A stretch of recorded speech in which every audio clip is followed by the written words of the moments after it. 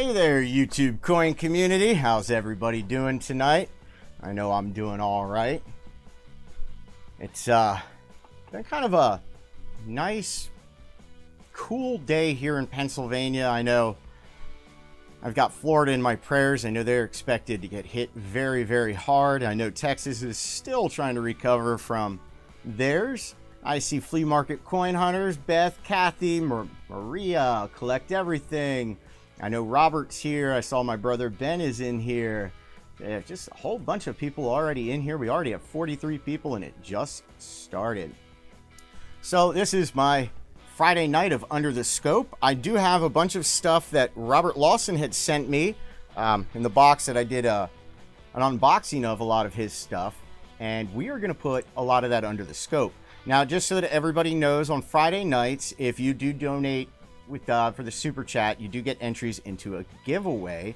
Now, currently, for this giveaway, which next week is going to be the last day for this giveaway, and then we're going to end up doing a giveaway with all of this stuff. So currently, we already have a 2015 WDDO-006 Lincoln Cent, which is the really strong double die for the single squeeze era. This is one of the strongest double dies for some of the more modern cents ever since they went to the single squeeze hubbing. And then we also still have a 1970D and a 1971D, both red gem BU uncirculated. Both of them are nice clash dies. We are going to add another coin to that pile today. Today I'm going to add a 1939. This is a double die adverse. This is listed as DDO-001. I believe I've showed this under the scope before, but just to show you what I'm adding, this does have some nice value to it. Let me move the scope over. I will show you real quick. Oh, hold on. Let me move that out of the way and get my cursor. I do have a little cursor just so that I can point to things. Let me get that focused in a little bit better. I'm looking at this through the plastic. I don't want to take it out of its holder. But if you're looking at the date on this one, the easiest place to see this is, let me move the cursor up. Sorry about that. Look, no, why is it moving everything? I've never had it do that. There it goes. Okay, but right on top here, you can see on top of the 9, an extra 9 and an extra 1 right there. And there's doubling that can be seen on other spots of this coin as well. But this is a very nice double die, and I'm adding that to the mix. So if anybody sends a super chat on Fridays, you get entries into the giveaway. This is a once a month giveaway. Every Friday, I add a new coin to it, and then after a month, we give them away. Only one person is going to win the whole lot of them. I will add some other stuff for second and third place prizes. Not sure what yet. I've got a bunch of clash dies and some other stuff that I have found over the years searching that I can easily add to it. So we'll see. It looks like I got a super chat. And it looks like Victor Rascon just sent a $5 super chat. Thank you so much, Victor. The other thing I did want to say, if you do send the super chat directly to my PayPal, you do get extra entries with that as well. The reason I do that is YouTube takes 30% of a super chat if you send it through YouTube. If you send it through PayPal, it comes directly to me. Ezekiel, you haven't missed a whole lot yet at all. I'm just getting started. Yo, family, I get to watch you live, seen all your videos, but here in the UK, time difference is a nightmare. Well, the Mad Wizard of Oz, I'm glad you were able to tune in. It's awesome to know that you're over in the UK watching this. That's pretty cool. I've had people over in some of the Asian countries.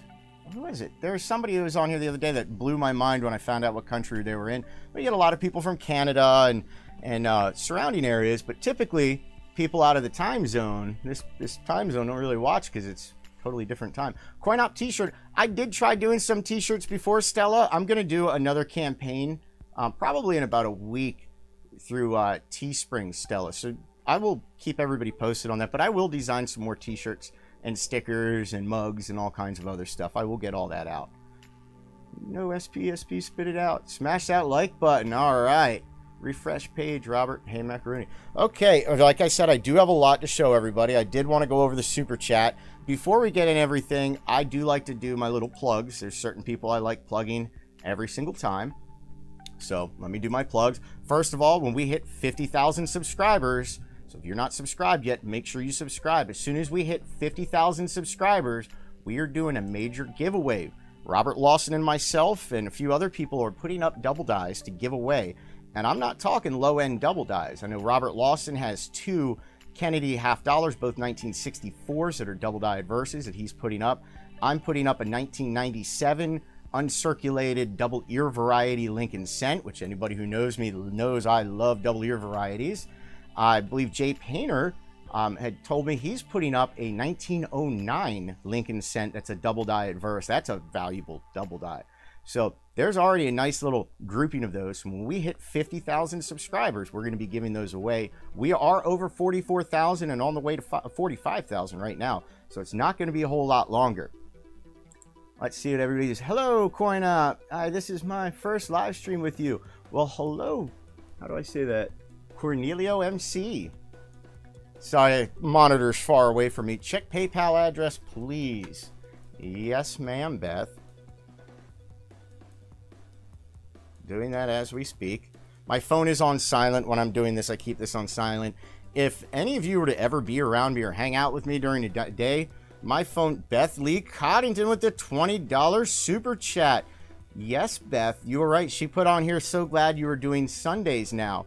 I might start it this Sunday. Actually, I'm pretty much dead set on starting it this Sunday. But I am going to be starting another weekly live stream, and I believe we're going to do it Sunday nights between 8 and either 9 and 10. I don't know. I might go on longer. It all depends on when everybody else goes on. I really do not like going over top of some of the other channels. I don't like taking away any of their viewers or vice versa, because a lot of you that watch my stuff watch Half Dollar Make You Holler and Justin and a lot of the other guys, and I just don't want to take away from each other's channels. Oh, Martin Poles. Let me start writing these down. Martin Poles. Beth Coddington. We got Anthony Goodley with the $5 super chat. Why, thank you, Anthony. And that's what I'm here for, Anthony. I'm here for questions. Hey, Dustin, I tried to send you an email and it bounced back. Oh, let me scroll back up. I just missed that. Can you type in your email address for me? Absolutely. I have multiple email addresses, all of which you can reach me on. The one even on the top right there, Morgan Video Production, you can reach me there. The Coin Opp giveaways at gmail.com, that's on the screen. You can always do that. You can hit that as well. You can message me there. The other thing with the super chat giveaway that I'm doing, I do have it open so that every single person can have at least one free entry. So if you send me an email to coinoppgiveaways at gmail.com, you will get a free entry into that. So even if you don't donate anything, you can still have an entry into that giveaway. That way it's fair for everybody. Does the live streams do anything other than ask for funny? I typically don't. It's just at the beginning I do, but yeah, it's a big part of it, Debbie. Okay, let me see here. Yes, Derringer Magic. This is my main email address. You can always send me questions directly to this. This is the one I check every day. Or you can always send it to Coin Opp channel at gmail.com as well. There's 2 of them. Dustin or Mr. Law, can either of you tell me about the 19 DUI AM Lincoln cent variety? I see them on PC Edge, but I can't seem to find close AM at all for the following. Am I missing something? There's both. Robert, do you want to field that one? Because I want to move on with what I'm doing here. I see. I do appreciate useful info. Okay. Let's get moving here. Now, let me plug my plugs real quick. First of all, I typically finish up around 9 o'clock, and at 9:30, Half Dollar Make You Holler. They go on over on their channel where they live coin roll hunt. They have a lot of fun. A ton of people are always over there watching them when they're live, and it's a lot of fun. It's a blast watching them. Whether you participate or not, they're a lot of fun. They go on from about 9:30 until 10:30, and then when they finish up, Justin over at Couch Collectibles, he jumps on there, and he does some coin roll hunting as well, and he has a lot of fun. Very high energy, very interactive with everybody. Definitely recommend him out. And then to follow everybody up in the late night, there's SJ's Mixed Adventures. She's always streaming. She streams multiple times a day. She's the Zen voice of the evening for me.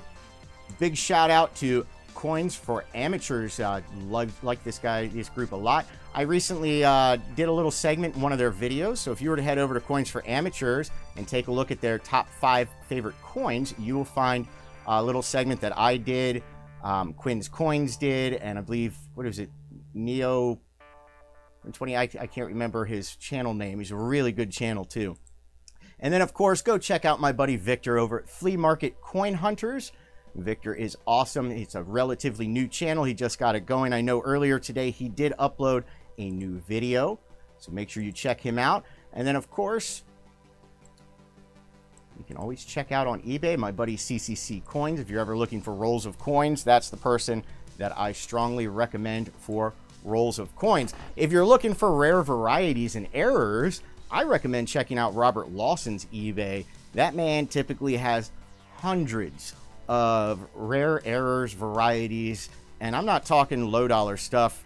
And if you go over to his eBay, sometimes he's got 36 3.5 leg buffaloes, or I think he had a 1916 double die buffalo on there before, which is just super rare. I mean, he comes across some really amazing varieties.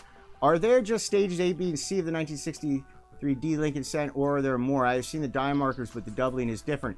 There are, heavy metal silver, there are different die stages. Typically, you have an early, a mid, and late die stage. Sometimes, though, if they excessively wear the die, you will have die stages behind that. If part of the die, like the adverse of the die, is still good, but the reverse is worn out, then they'll switch it up, and they'll be a totally different die pairing. So there can be many. There can be many different ones. Dustin, can you give a shout out to the Buffalo Bills for being my favorite football team, and also give a shout out to the Patriots for not winning last night? I will give a shout out to the Patriots for not winning because I don't really care about them, but I'm going to shout out the Eagles because that's my favorite football team. Go Birds. It's in a very hidden place. Okay, now let's move on. I've got a bunch of stuff to put under the scope for everybody to take a look at. Like I said, Robert had sent me a whole bunch of stuff. First thing that I wanted to show you is, I believe this is from Just Diggin'. This was a coin that he'd labeled the sad Lincoln. This is a well-placed die chip that I'm going to show you that is on the date. It just gives this coin a really unique look. I'm going to throw some gloves on after I'm done this.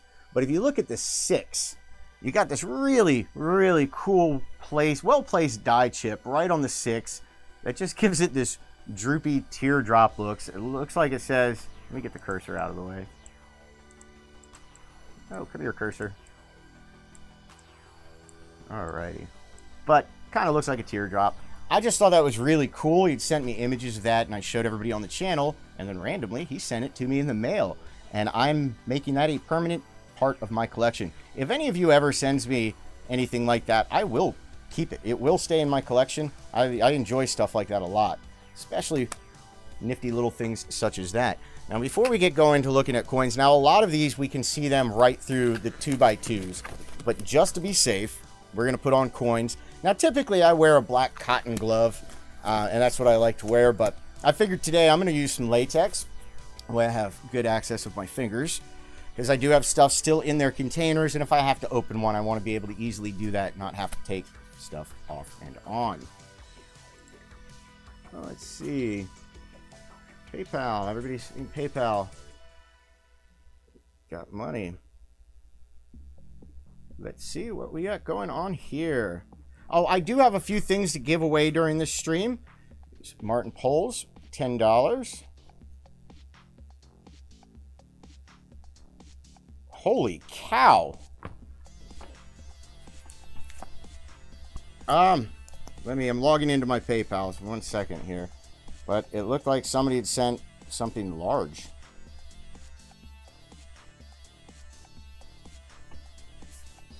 And I got to get people written down. I've already got Martin written down, Beth, Anthony, everybody else. Jake Matula. Holy cow, Jake. Jake Matula with the $50 super chat. Wow, Jake. That is amazing. Thank you so much. Holy cow. That's just mind-blowing. All right, let's get into this. Can't watch for long. Got to get ready. Well, Danny, thank you for stopping by while you were here. Hey, I see Sylvia's in here. I didn't realize you were in here, Sylvia. Silver and coins, Ray Hepburn. Yay, Jake. Yeah, Jake, that was really, really awesome. Okay, the first thing that I'm going to show you is this is a 1983. We're going to put this under the scope. This is a 1983 Lincoln cent. This is an uncirculated Lincoln cent, and it was never plated. It's missing its copper plating. Now, a lot of times if you find one of these in circulation that looks like it could be Coin Dragon, I'm there with you. People at my age wearing latex gloves make me nervous. I'm in my late 30s, so I'm at that same age, Coin Dragon. I get nervous too. Going into a doctor's office, I see him put these on, I'm out the door. But no, typically if you come across one of these in circulation and it looks like it's replated, you want to put it underneath the scope. You want to look at it under magnification. If you can see heavy pitting on it, then it was acid treated and the plating was removed. If it's, and I'm going to take a replated 1943 and put it under there, sometimes people replate them. So I wanted to show you the difference between an actual plate and a replated one. So we're going to throw this under here real quick. This is a unplated. This is a 1983 that was never plated. This is an uncirculated Lincoln cent. You know what? Let me back the scope out. I've got it zoomed in so that we can look at varieties. Let me back this out some so we can see more of the coin than just a little bit at a time. Now, unfortunately, with this scope, I can't back out far enough to show the whole obverse of the coin at a time. This is a 50 times to a 250 times scope, so I can't back out too far. But if you look this over, you can see it has very nice details, has not a single trace of copper plating anywhere on it, and it does not have the pitting that would show if somebody had acid treated it. Which I'll end up, you know what?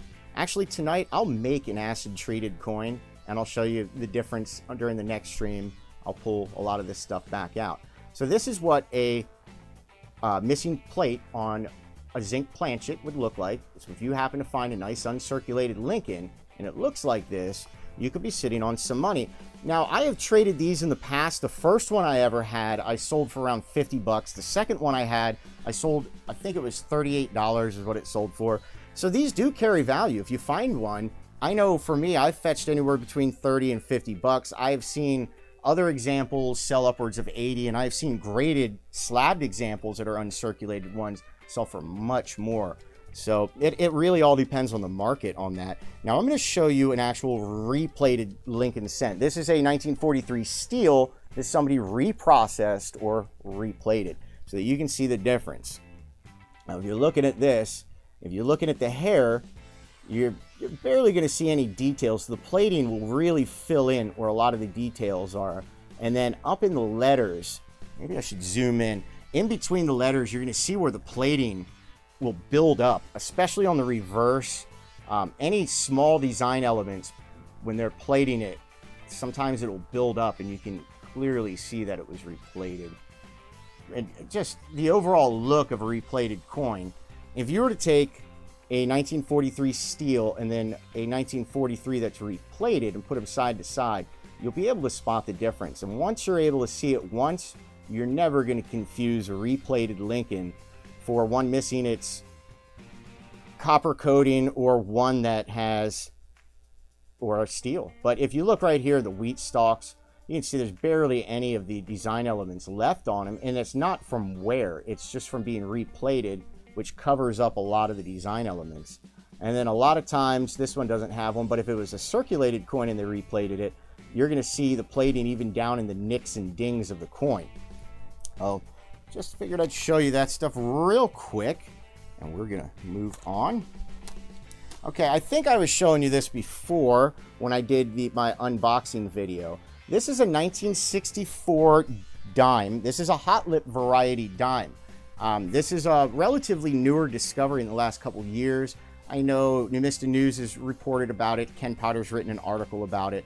But if you look right at the lip, you'll see remnants of a die clash. Now, the only reason I'm bringing this back up is because in the video, I realized that the entire time I meant to say die clash, I kept calling it a double die. No idea why. I know what a die clash is. I own many of them. But it's a die clash, just like the 1955 Bugs Bunny variety with a Franklin half dollar. So I just wanted to clarify that. It's my little retracted statement, I guess. Okay, now let me check this out. Ooh, that's bad. I'm sorry. Exactly, Coin Dragon.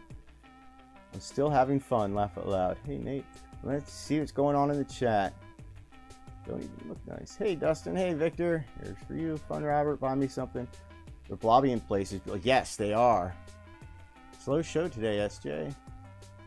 Oh, speaking of that, Robert Lawson. Oh, Coin Collector. Hey, Justin. Thank you for the $2 super chat. And hey, Justin, I got really busy today. And I know I was talking with you earlier on Facebook this morning.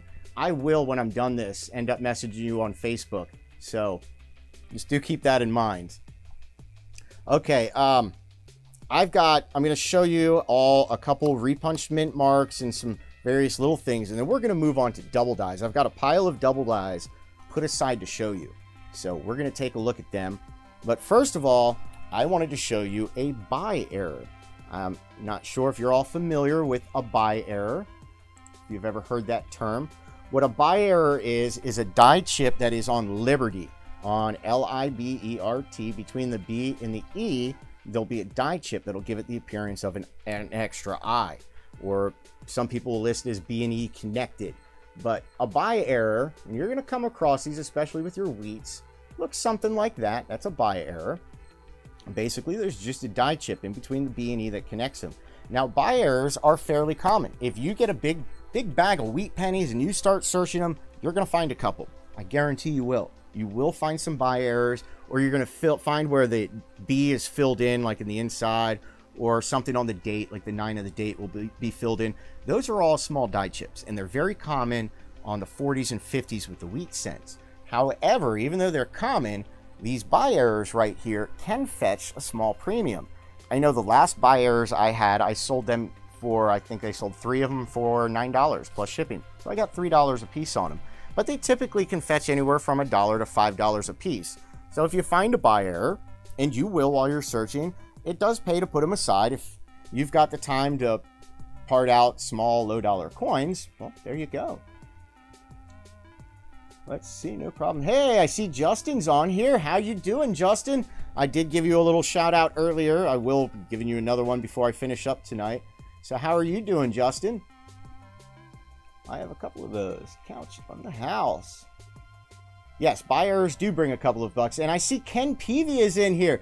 Hey, Ken Peavy, who's KPV2, he's in the chat right now. He has the Blogspot 1 Million Pennies project. And if you are ever looking for information on variety and errors or searching or anything along those lines, Ken Peavy lists some very, very useful information on his blog post. I strongly recommend you go over and check it out. Ken also just has a really fun personality, and it really shows. He's a very fun person, and even the way he types, it's fun. So you'll enjoy his articles over there. But Ken, if you can, post a link to your blog post. And I see Coins for Amateurs is in the house as well. CFA, I did give you guys a shout out earlier. I did make mention that you guys did your top 5 favorite video, and that me and a few others did participate in that. And for everybody to go check it out.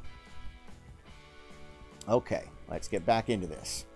I can get distracted easily. I'm sorry about that. Let me get my cursor out here because we are going to need it. Excuse me. You know what?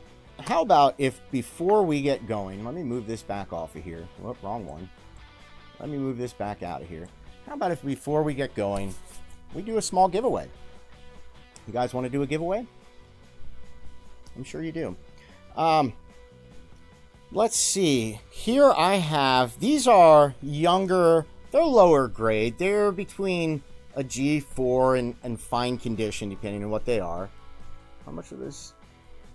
And we have a 1910, a 1911, a 1920, a 1918, a 1918D, and a 1919D. So all young date Lincolns, just basically hole fillers. Nothing super high dollar. They're not high dollar coins that, you know, quarter a piece maybe, but they're nice hole fillers. So if you need some young date hole fillers, this is a good little giveaway for you. Whoever gets this question right, I'm going to ask a question, and whoever answers it correctly will win these. So pull this back up. Gotta pull something up for you real quick. I was talking with Robert Lawson earlier, and we were coming up with questions, and I liked a couple that he came up with. So, Robert, you can't answer these. Okay. First question, well, that's for this giveaway. Okay, able to participate now. Make sure your keyboards are ready. Make sure you're ready to type in your answer. It is not going to be a pick a number one coin dragon. Okay, let's see here. This is a good one. Who was the first American president to be placed on a U.S. coin for circulation? Let's see if you can get that right. First U.S. president to be placed on a coin for circulation. First person to get it right wins these. Hello, you got it correct. Hello with the very first answer, nailed it on the head. It was Abraham Lincoln. And if you look right above Kathy Armstrong's crying faces, hello answered with Lincoln. For those of you who said Washington, Ike, and Jefferson, you were wrong. It was Lincoln. Lincoln was the very first president to be placed on a coin for circulation. Believe it or not, Washington didn't want to be placed on a coin. Martin Van Braun, yes, Martin Van Braun was. I'm talking about U.S. presidents for circulation. And hello was our winner. So hello, shoot me an email with your shipping information to derringermagic@gmail.com. derringermagic@gmail.com. Send me your shipping information over there. Dustin, it's Katie. Hi, Katie. Shoot me your shipping information. That way I can get them in the mail to you at my expense. So just send me your shipping information at derringermagic@gmail.com, and I will get those out to you. Congratulations for winning that. Yes, you did say Lincoln, but hello said it first. Hello was the very first answer on my question and got it correct. Coins for amateur. I'm going to do another one too. I've got another question lined up. Okay, let's move on. We are going to take a look. I pulled 3 repunched mint marks aside for us to take a look at. It's Caddy, not Kathy. I'm sorry. I'm sorry. Or Katie. Is it Katie? Or Caddy? Is it cat like cat? Wizard of Oz, PayPal. Receive $5 from Ezekiel. Write that down. Ezekiel Rodriguez, $5 super chat. So the reason I write down the PayPal ones is I can go in my PayPal and pull them up. It's not that difficult. But I have a lot of other things going on with PayPal and a lot of other transactions. Anything that goes through Super Chat, I can just go right to my Super Chat feature and pull up everything just from tonight. So it makes it easy. On here, though, I have to literally go through and once I find it all, though. So that's why I write it down so I can just quickly go and find somebody. And Daniel Flay Hardy with the $2 super chat. I'm going to write you down anyhow because I was just talking about that. Okay, now what I was saying is I am going to move on. We're going to look at 3 repunched mint marks. We're going to look at some double dies. And if there's time, I'm going to try to get a couple of these die trails that Jody Gomez sent me underneath the scope. And we'll take a look at those as well. And I got you written down. Okay, first of all, we're going to take a look at a 1936S. This is a repunched mint mark. This is RPM 2. Now, Robert did also send me a 1938 D over S Buffalo nickel. We'll take a look at that one another day. This one, I wanted to show you this guy. We'll have to zoom on in on it a little bit. Let me get my screen pulled back up.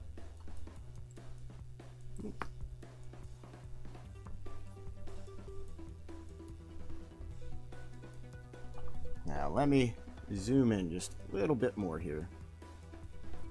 It's going to make this nice and big.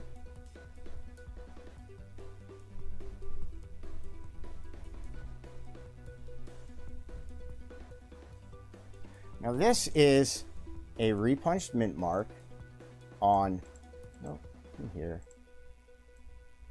And you can see repunching right here. You can see it right up in here. There's a little tiny bit that if I had this brought up more, you can see a little bit of a split on the top up there, and you can see a split serif right here on the end. But you can definitely see the repunching on this one. For those of you that don't know, repunched mint marks occurred because the mint marks used to be added in by hand.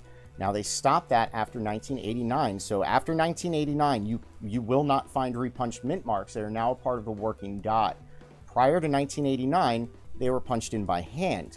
And when they punched the mint mark into the die, they had to strike it multiple times to secure it and seal it. So if they didn't line the punch up for each strike perfectly, it would create a repunching. And I'm going to show you just a couple. I will show you a couple D/S mint marks. And those occurred differently. That's from when a mint needed a die and they had to remove a mint mark and add a mint mark.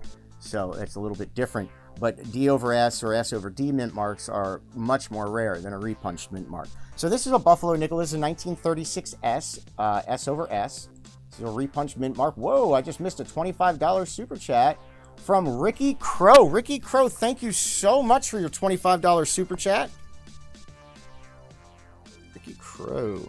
Just write them all down tonight. Thank you so much. Definitely appreciate that. So, you know, next Friday is the last day that I'm going to be adding coins to this, and then we're going to do a giveaway. We might even do it at the end of the stream, or I might come on in about an hour afterwards and do a short stream next Friday. Yeah, it comes in and out. Ezekiel said check PayPal. Yes, Ezekiel, I already got yours. You sent $5, unless you sent something else. $5 from somebody else sent something. This is hard to do with gloves. Sorry. You received $5 from P. Thompson. P. Thompson, thank you so much for your super chat. $5, P. Thompson.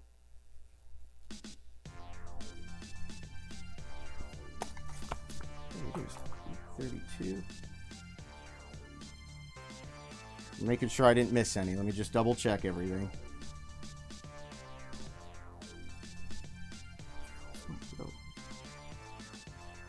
Sorry about that. I don't mean to go dead here. It's glitchy. Yeah, that happens. Sometimes that will do that. Let me check, see what's going on here. If it's good on that end. YouTube is not receiving enough. It should be. Why are you doing that? There's P. Thompson. Okay, I think I'm caught up. Ezekiel. Yep, I think I'm caught up. Okay. Let's move on. I do realize it's gotten choppy. I don't know why. It's a YouTube thing. I have amazing internet speeds. I'm checking my open broadcast system. Everything's running smooth there. So it's on YouTube's end. So it does that. It will come back out.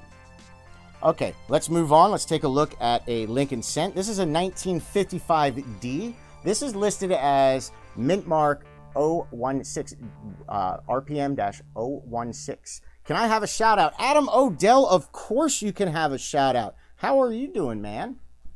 It's good to see you, Adam. Okay, let me get this under here.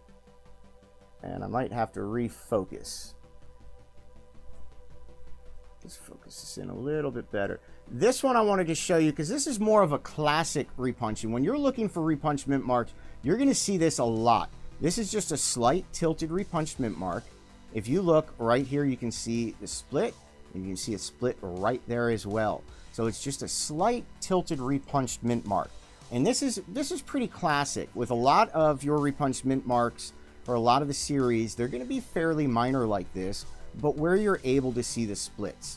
So there's a split down here, and there's a split up top here. Well, that's a 1955D. This is RPM-016. So that's RPM 16. There's 15 other RPMs before that. We're going to take a look at a nice uncirculated 1961D. This is listed as RPM 47. For the 1960s, there are a lot of really good RPMs. A lot of really good repunched mint marks. Now we're going to take a look at this guy right here. And now this is an amazing repunching. You can clearly see repunching all over on this one. It looks like it was repunched to the south. This actually looks like a triple repunching in my opinion, because I can see what looks like double repunching right here, and then of course You've got all of this underneath of it. What did I just miss over there? Leon Peters with the $50 super chat. What is going on, Leon? Thank you so much. What's up, Dustin? What's up, Robert Lawson? What's up, everyone? Well, Leon, we are looking at stuff underneath the scope and having a lot of fun. Let me get you written down as well. Leon Peters. Alrighty. Okay, so there is the 1961D RPM 47. That's a really cool RPM. That's a really cool repunched mint mark. Let me put them aside. We've already looked at the buy error. Let me put you guys up here in this box. Okay, we are going to move on to a few other things. Now, I did say that I was going to show you a few D over S mint marks. The first one I'm going to show you is a 1951. This is D over S number 1. Now, thank you. Hello. Thank you for sending me that email. Now, the thing with D over S mint marks is they are fairly scarce. They do not come up that often. They're very difficult to find. They are out there. You will find them if you're searching, but they don't come up that often. They do carry more value than a standard repunched mint mark, basically because of how scarce they are. Now, this one I'm going to have to zoom in more, so let me get this centered. Probably have to move my cursor out of the way, so it might be confusing for a minute. But we're going to zoom in on this a little bit more. Try to make this real large.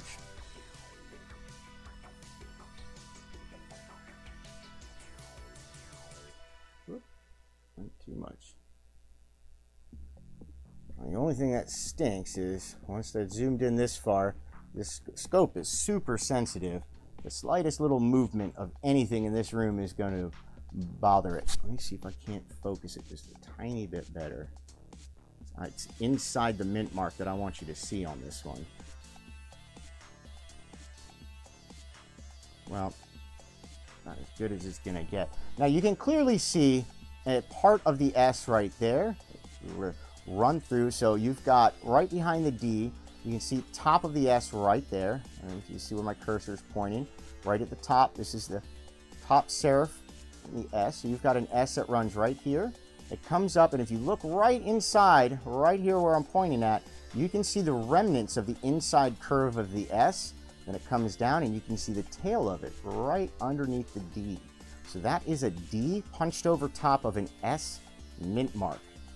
They are a lot tougher to find. They do carry a lot more value than a standard repunched mint mark. I believe for the Lincoln Cent series, isn't it 5 or 6 different years that feature? I think it's only 5 years that feature them off the top of my head. I could be very wrong on that, but I do believe it's only 5 years with the Lincoln Cents that feature D over S mint marks. Now, I could be wrong. I don't have any of that put up in front of me. I haven't researched that today. Now, we're going to take a look at another one. We are going to take a look at a 1956 D over S. This is listed as WOMM01. So if you were to go to John Wexler's website and look up the 1956 D for over mint marks, you will find this. This one is a lot more difficult to see, but it is there. Let me move this over more, but it is there. This one, if you were to try to search for it, if it wasn't an uncirculated grade, it's going to be very difficult to see. You can see some of the remnants of it sticking out right there. You can see a little bit of remnants up here. And you can see some remnants inside the D. But this is a really tough one to see. It's a really difficult one to see, but it is there. Okay. Now, let's move this out of the way for a second. Let me catch up on things. Ooh, did I just miss something? Matt. Who do we have here? Matt Valley with the $20 super chat. I love your vids and I love the streams. Well, thank you so much, Matt. I definitely love having you watching my stuff. I love having everybody watching my stuff. Matt Valley.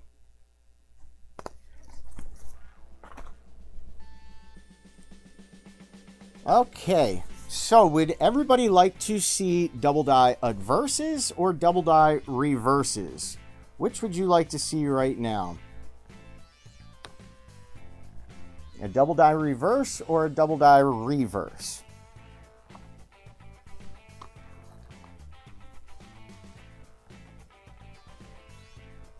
Thank you, Silvio. Thank you, Beth. I see somebody said AppMatch reverse. Okay, we're going to look at two examples of, one is a 1941. This is listed as 1DDR-002. This is a double die reverse.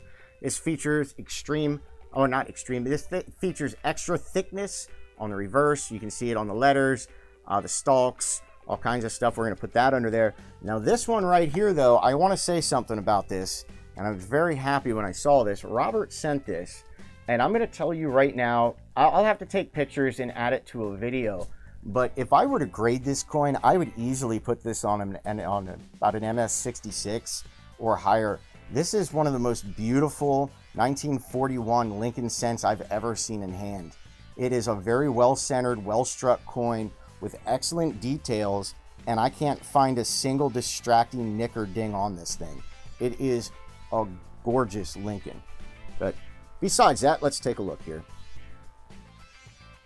Oh, I'm trying to, why am I putting the reverse? I mean the reverse on there. Okay, let me pull this back over and let's take a look here. Now I did pull out another one. Oh, let me zoom out.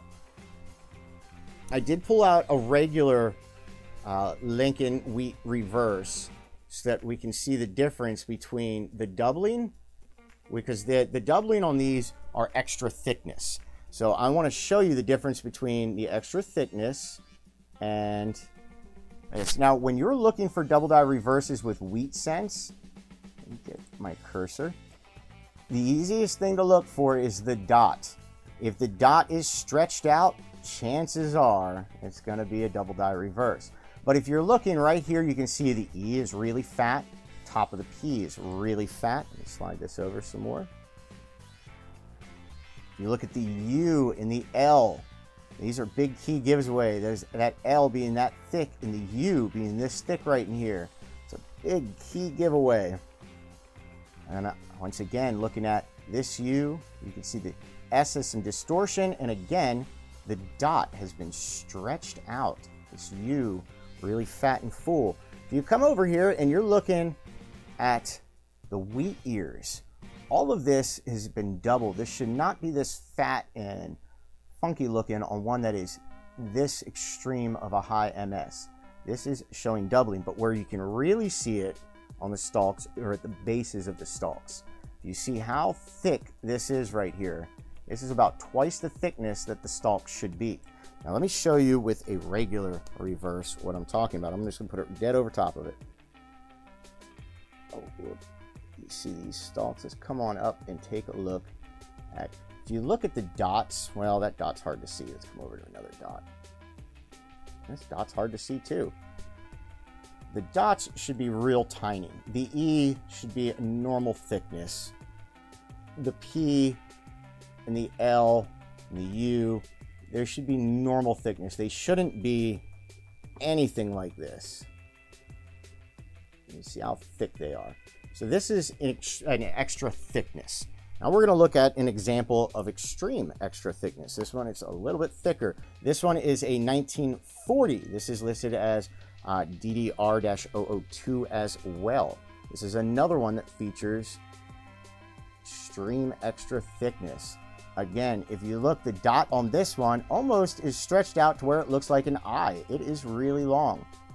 The E, once again, real big and fat. The L, real big and fat. If you look at the P, it is stretched out to the point that it actually has a split across the top. You can see the line separation across the top of that P. Look, I just pushed the coin out. I'm going to come on over to look more at Pluberus. You can even see it on the tail of the R. And again, you can see how wide the dot is on this. It should not be like that. The dot should literally be a circle. How nice and fat that is. Again, we'll come down, we'll take a look at some of the stalks. Now, on a lot of these double die reverses, if you go and you take a close look at 1 cent, you can find doubling on it. Now on this stalk, you can actually see, it's real faint, but you can see where the line separation is starting to show. But this is a nice thick stalk. More so on this side. We'll look at the tips of the stalks. But typically when I'm looking for double die reverses, the first thing I look for are the dots and E pluviris unum. Because if you're trying to find the doubling on 1 cent, typically it'll be just little notches right on the end of the E or at the tops. So those can be very difficult to see, especially if it's been circulated. If it's been circulated and has any kind of nicks or dings, well, good luck seeing it on 1 cent. But you will still be able to see it on E pluviris unum. Flea, what's your next live stream? I really enjoyed the last one. Yeah, actually, Flea Market Coin Hunters, he's got some good live streams. I'm enjoying the stuff that he's doing. Oh, thanks. I've seen this in my bag of wheats. Yes, Ray, put them aside. Double die reverses, especially the wheat centers, wheat cents, they do carry a premium. I sold a 1936 double die reverse, and it was a VF like 20 to VF 30, and I sold it for 25 bucks. So I mean, you could get decent money for them. There are people, I collect them. I definitely collect them. So those are 2 double die reverses. We're going to move on. We're going to take a look at a couple double die obverses, the fronts of double dies. First, I'm going to put up, Robert sent me a beautiful example. I have another example still here that he had sent me of one of these. This is a 1955D. This is a double die adverse. This is listed as 1955D-001. Woodies, how much are Woodies worth? I have 2. Woodies, it depends. It depends on how wood tone they are and how they look. Ishan, I'll actually do a video for you on the Woodies. I'll do a video on them, and it looks like it's frozen. It looks like it is laggy for some reason. Am I lagging on you guys? From what I'm seeing, it looks like it's lagging. I hope not. I hate it when it does that. How much has your biggest super chat been? 50 seems like it would be. $50 is the most anybody has ever sent me on a super chat, and that has happened 3 times now. $40 was the next highest. I've never had anything beyond that. And I'm going to tell you right now, anytime anybody sends me more than $5, my mind literally is blown. When somebody sends me 50 bucks, like Leon has sent me 50 bucks a couple times now, and the other gentleman who sent 50 bucks today, anytime that happens, it's on my end. It blows me away. It really does. But this is a 1955 double die adverse. This is in AU50 condition. So this is a really nice higher end circulated condition. This is listed as DDO-001. This is actually a popular double die for the 1955 series, even though this is on the Denver Mint. This is still pretty popular. So we're going to put this under here. I'll pull up my thing. Doubling on this one, I might have to zoom in more for you to see it really well. But the easiest spots to see the doubling on it is right here underneath the 9. Right here next to the 1, but you'll see extra piece. I might have to just zoom in because it's going to be hard to see from that distance, and I want you to be able to see what it looks like. This is a popular double die, believe it or not. People like putting together sets of the various 55 double dies. There's the 1955 double die that everybody knows about, the big one. Then there's a 1955 Type 2 that is a beautiful double die. I absolutely love it. I found one searching before. That people like to collect. There's this double die, which for the 1955D. There's a couple of repunched mint marks that they like for this series as well. But that's the easiest spot to see it. You can also see it up on his eye. If you take a look, he has a very nice bold double eye. This is repunching on the eye. Or not repunching, doubling. I don't know why I just said repunching. Got repunched mint marks on the mind. But this is a double eye. That's pretty cool. Let's take a look at Liberty. Well, we can see it over here. The easiest place to see it, though, in my opinion, is on the date and on the eye on this one. Let the camera settle in. And see a little bit of it on Liberty. It's going to be a lot harder to see on Liberty than the rest of it. I can see it on the B. But yes, but the date on this one. And that's actually a pretty desirable double die. This fetches really good money. This example here would probably fetch 30, 40 bucks. So it's a nice one to find when you find them. All right. I'm going to show you one that actually holds quite a bit of value. Robert had sent me two. Where did I do with the other one? The other one's in there somewhere. Two 1966 double-die obverses. Let me move this out of the way for a minute. Two 1966 double-die obverses. Now, these are both from SMS sets, which are the special mint sets. 1965, 66, and 67. They didn't put out mint sets, but they did put out special mint sets. And this is from one of the special mint sets. Now, there are a few different double dies for 1966. I was looking at them. I did find the doubling on the other one, but this one really, really took the cake for me. He has this, or whoever originally has this listed on the back as DDO-026.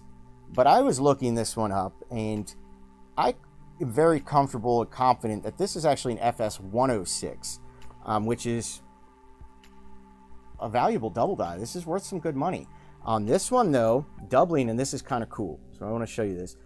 From the spots, the easiest spots to see the doubling, let me back this scope out. This one's cool. I like this double die. Let me back you out a little bit more. Okay. Easiest spots to see the doubling. Now, there's a couple of them for this variety.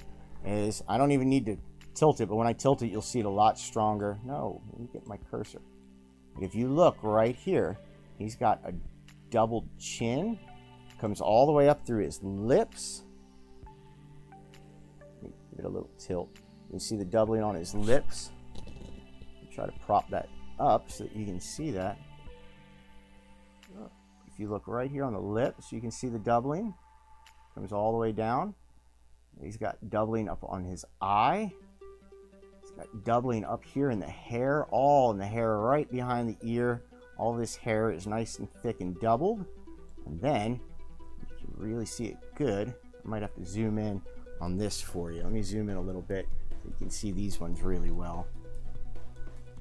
But the designer's initials, and on We Trust as well. But if I can get a nice tilt here, you should be able to see it. The designer's initials are doubled. If you were to look this under magnification, it is very doubled. And then you can see right on the back side here, the tips of We, the bottom of the T in Trust. Right here, there's a split right here in the R. You can see a little tiny one on the E, the T. But mainly, why this one intrigues me is the doubling on the chin. I just think that is neat. I myself have never owned one that has doubling like that. So when I finally found this, I was trying to figure out what it was, and I could only find mild doubling on the motto and date and all of that. Nothing too impressive. So I was trying to figure out why he sent this to me. And then I started looking over the profile, which I should have done a long time ago, because a lot of Kennedy half dollars feature doubling on places on the profile, whether it's in the hair, the ear, the eye, the mouth, the nose. And I didn't even bother to look, which I should have, because I'm a coin searcher. And when I finally did, I was like, oh, this is cool. And it blew me away. I think that's just a really neat double die. I have never had one in my possession like that. Now, this is Robert's. This one isn't mine. I'm going to end up helping him come off of this one, but I might end up buying it for myself. Never know. Okay. Get that out of there. That cursor off of there. What are we at for time? We're at 8:54. Let's see. What do I have for a giveaway? Let's see here. I do have coins. We didn't even get to these. These were coins that I found searching. Let me take that out of there. What did Beth say that everybody's laughing? Beth cracks me up.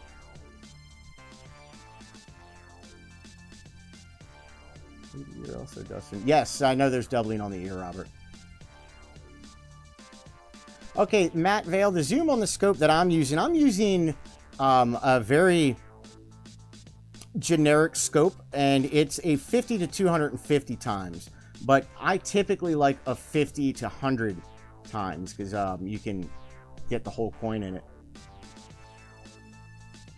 Hey, Coin Opp. Hey, Sunview. How are you doing? I love your enthusiasm, Dustin. Why, thank you, Beth. What year was that, Kenny? That was a 1966 special mint set. series. Man, all letters are funny looking.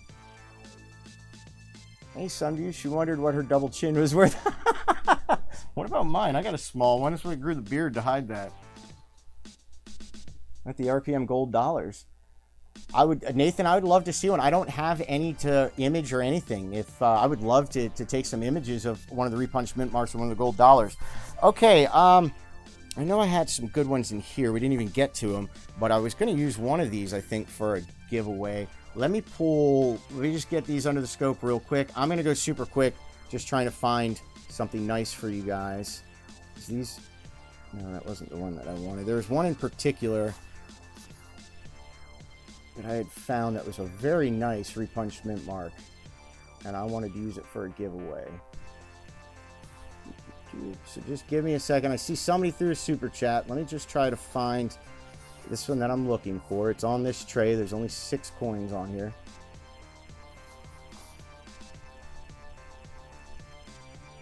Ah, there it is.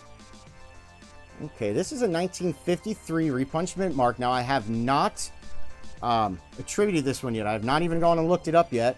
I have another example of this one. I found this a couple nights ago while coin searching, and I'm going to give this away. I'm going to ask a question. We're going to give this away. And it's not going to be a pick a number question, but on this one, you can clearly see the repunching right there in front of the D. So it's a repunching to the west. You can see it right in front of the D. So this is a 1953 D. This is circulated. I'd put it on about a very fine 20 to VF 30, somewhere in there. It is a circulated one, but we're going to go nice and simple with this question. I think you're going to like this one. It is RPM 1. Dave Bennett, can I get a shout out? David Bennett, yes, you can get a shout out. So big shout out to David Bennett, who just asked for one. What is going to be in the Super Chat giveaway? Well, I was showing that at the beginning. So far, and we still have another coin to add to the Super Chat giveaway at the end. Yes. Yes, yes, Coins for Amateurs has it right. So far, we have a 2015 WDDO 6, which is the strongest double die for the single squeeze era of Lincoln Cents. So this is one of the strongest, more modern double dies. This carries some nice value. We have a 1970 and a 1970D and a 1971D, both red gem BUs, and both of them are nice clash dies. So we'll be giving those away. And then I added to it today a 1939 DDO-001, which is a double die adverse that does carry some nice value. And next week, I'm adding one more coin to it, and then we're going to do the giveaway. So it'll be a nice lot of double dies. Currently, I would put value on that about $20, $40, about $60 in value already. So it'll be about a $100 giveaway. Just raffle them off. So there's that for you. One quick one I wanted to show you. I dropped this during last stream. Oh, you know what? Let's do the giveaway first. Everybody get your keyboards ready. We're going to give this one away. And this is a 1953D repunched mint mark that I'm going to give away. Get your keyboards ready. This should be an easy one. Who designed the Morgan dollar?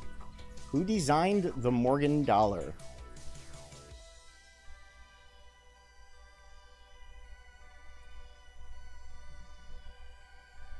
Who designed the Morgan dollar? First one to get it right wins at 1953 RPM-001 or FS501. Well, I need more than just his last name. George Washington. Ken Peavy. All right, you know what, Ken, I'm going to send you something as well, Ken, because I have something to send you, but you're part of Coin Opp, so I'm going to send it to Coins for Amateur because he's the first person to say George. And Nathan, I'm going to send you a coin as well. You both said George T. Morgan. Nathan, you even put the JJ in front of it, so I'm definitely sending you something. Nathan, I already have your shipping address. Coins for Amateurs, I will email you when I'm done here and get your shipping address. Lost audio? I hope not. Can everybody still hear me or not?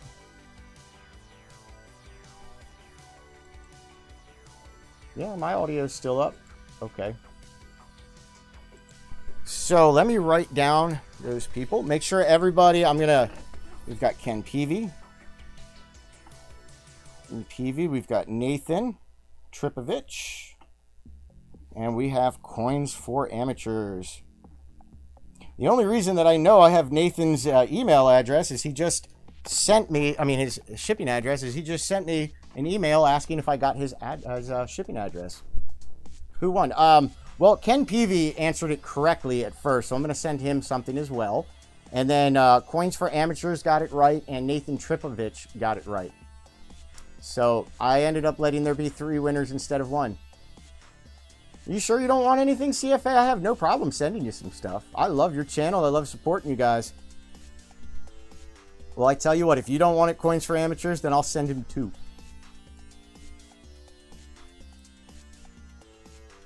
Okay, everyone. We are at the 9 o'clock hour. So let me do my little plugs real quick. Just to let everybody know, when we hit 50,000 subscribers, we are doing a 50K coin giveaway. So when we hit 50,000 subscribers, we are giving away some major double dies. Robert Lawson has 2 Kennedy half dollars. They're both double dies that he has put up. I have a 1997 uncirculated double ear variety Lincoln cent that I'm putting up. Jay Painter from the Coin Opp group has said that he would put up a 1909 double die, a verse Lincoln cent. So there's some really nice double dies already, and we're going to be adding more and more to it. So make sure you subscribe if you have not subscribed yet. As soon as we hit 50K, we will start that. As soon as I wrap up, typically around 9:30, Half Dollar Make You Holler, they go live. So make sure you go over, check them out. They do their coin roll hunting, and they have a lot of fun. It's just a blast over there. And then at 10:30, you've got Justin with Couch Collectibles, my buddy over at Couch. Justin has a really fun channel.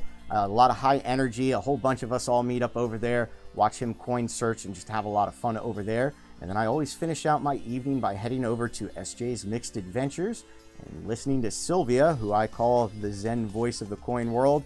Her channel, it's not really, we do look at coins and other stuff, but she's basically into metal detecting, collectibles, coins, and just everything. It's a lot of fun over there. Make sure you go check out Coins for Amateurs. I recently did do a segment in one of his videos, so go check that out. He did a top 5 of their favorite coins from him and his family, and then they showed some favorite coins from a few of us fellow YouTubers.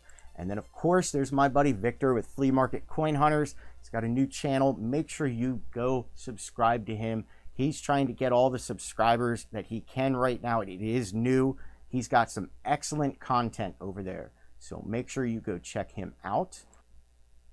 I do believe this Sunday at 8 o'clock I might do a stream, so be looking for me Sunday night. I am going to post all my regular content, though. It is not going to interfere with any of my regular content, but I would like to start streaming Sunday nights as well. I do have a show in mind for that, and I think you guys would like. We're going to test the waters this Sunday. If it doesn't work out right, well, then we know it doesn't work out. But other than that, oh, some other news is I got approached yesterday by the man,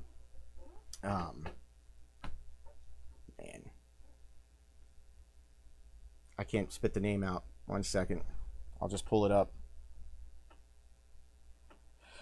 I did get approached to do an interview, and this is the wrong one,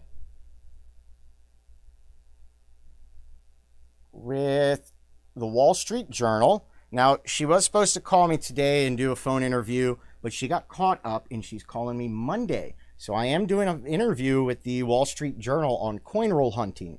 So some point in the near future, you should be able to find an article, whether it's on their website or in the actual newspaper, I don't know, but you will eventually be able to find an article that they're going to be doing on that. So make sure you check that out. If you have not hit that thumbs up button, make sure you hit that thumbs up button. The more you engage with the channel, the more it encourages YouTube. So by hitting that thumbs up button, leaving comments, and I don't mean in the super chat, I mean the chat side of things. When I'm done streaming, that chat thing goes away and I can't bring it back up. But in any of my videos, if you leave comments, it's active viewer engagement. If you share my content, please subscribe. As always, everyone, it's been fun and have a blast.